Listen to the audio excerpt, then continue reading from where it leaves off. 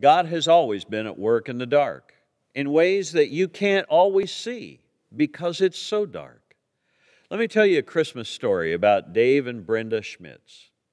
Brenda died of ovarian cancer in 2011.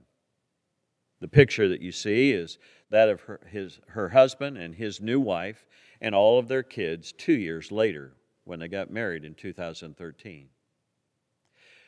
Her husband, David, got engaged to Jane Abraham. She had her own 2 kids, and they planned a Christmas wedding because that's when they could get off work and actually spend a little time together before picking up a crazy life of making a blended family work. They got a call from a local radio station telling them that they'd won a Making Your Christmas Wish Come True contest.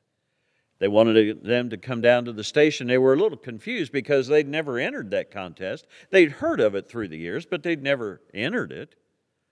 It turns out that 1 month before Dave's wife, Brenda, died, she had written a letter and given it to her best friend with the instructions, "Send this to the radio station when David is ready to remarry."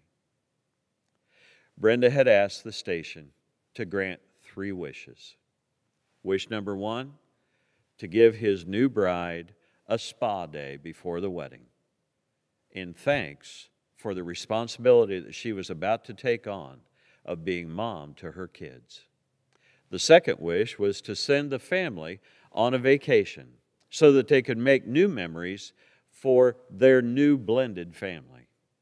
And the third wish was a special night out, a dinner for all of the staff, the doctors and the nurses, at the cancer unit that had taken care of her before she passed. Obviously, they were overwhelmed. But yet, David said that he wasn't surprised at her gift of love. He reflected on the morning she had died.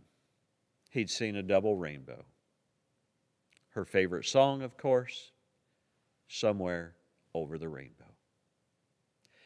And that's the story of Christmas, how love was at work even in the darkest of times.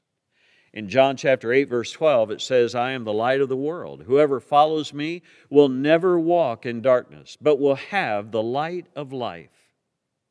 Jesus is not promising that there will never be dark times for believers. A celebration of the Christmas isn't a denial of the darkness around us, but instead it's a declaration that darkness does not get the last word.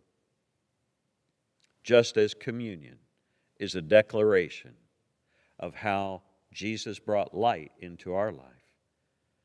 That's why He wanted us to remember Him when we're together, so that we'll remember Him when we need reassurance in the dark.